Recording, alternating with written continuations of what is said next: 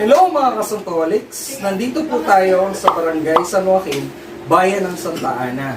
Sinelebrate po natin kaninang umaga ang isa sa matandang tradisyon ng bayan na ito.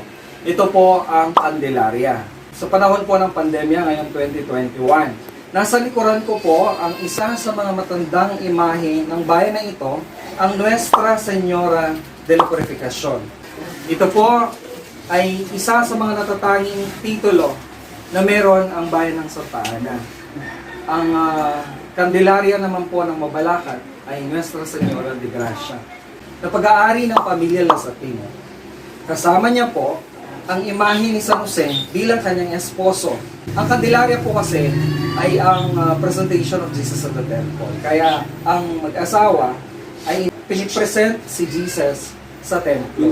Si San Jose naman po ay pag-aari ng pamilya Lipo. Ang tradisyon po na ito, na Candelaria, ng bayan na ito, ay after the Mass po, or after the blessing of the candles, the candle Mass, inihahatid po ng mga deboto ang imahe ni Maria, Virgen Maria, sa kanyang bahay. Ito po yung bahay niya. At yung mga sumama po, yung mga deboto po, ay nakikipag-almusal. Kilala po ang mga Lasatin sa kanilang, yung kanilang kakanin. Ito po yung inaabangan tuwing Candelaria, tulad ng tamales, mutulason, sumanbulagta, lalong-lalo na ang tsokolating baterol.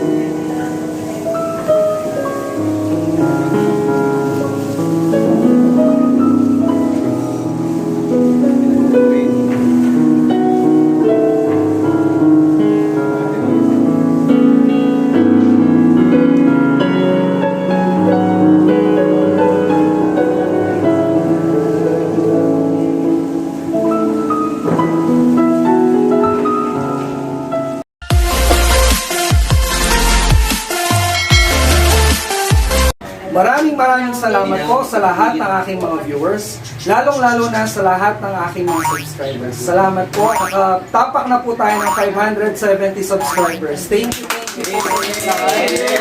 Road to 1K.